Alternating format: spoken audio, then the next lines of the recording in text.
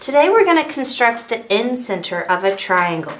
Now the incenter is the point of concurrency for the angle bisectors.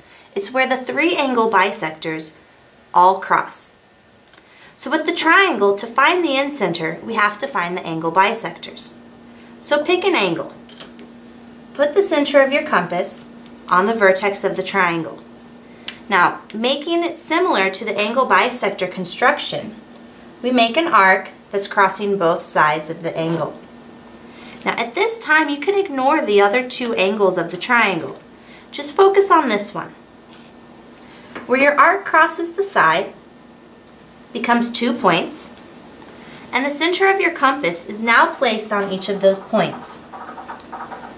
Make arcs at least halfway to the other point so that they'll cross. I'm going to use number 25. Make an arc from the 1 point. Don't forget the number that you just used, and spin around to the other point.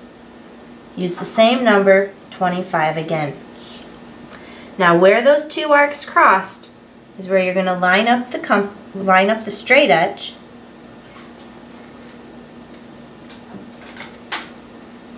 and make a ray. That's the first angle bisector.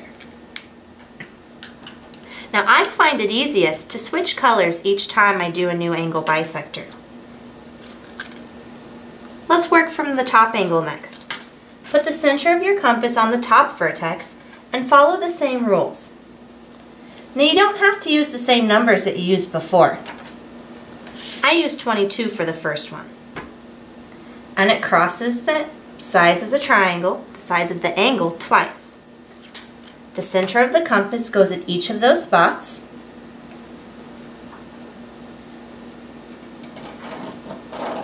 And I'm going to use 19 to make the first arc, spin the compass around, and I have to use 19 again. Now this number is different than the ones I used with the red pin. But those last two blue arcs have to be the same size. Connect where the arcs cross and make your ray. Now all three lines are concurrent. They will cross right there where those two are already crossing. But it's always a good idea to do the third angle just in case there was a mistake. So put the center of the compass on the third angle and repeat the previous steps. Pick a number that crosses the sides of the angle twice. You get your 2 points where it crosses the sides of the triangle. Put the center of your compass at one of those points and draw an arc that's at least halfway across. So I use number 19. Spin the compass around, place it on the second point, and use the same number that you just used.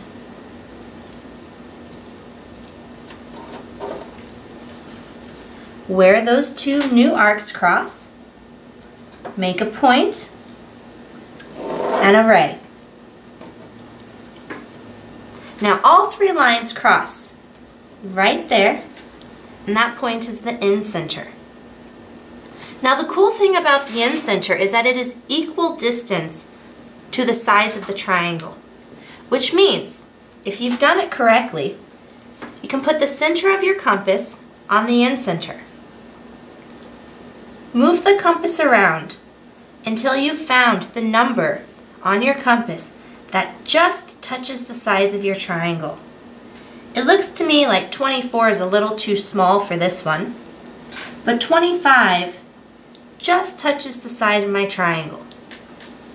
So you can put your pen or pencil in that size and draw a circle around your triangle.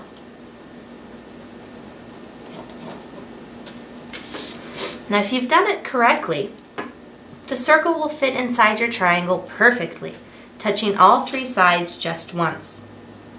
This one's a little bit off because of this space over here and this space over here, where the circle doesn't actually touch the side of the triangle and it goes outside just a little bit.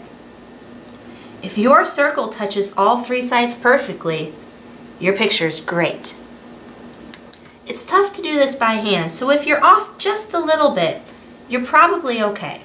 It might be due to the fact that this spot right here that I made large for the point, for the incenter, is a little bit big, which means that the compass can actually look like it's on the point, even if the compass is moved just a little bit. This could also be due to the fact that here, when I drew this arc, it's actually a thick line. I think I backtracked on the compass and the compass moved just a little bit.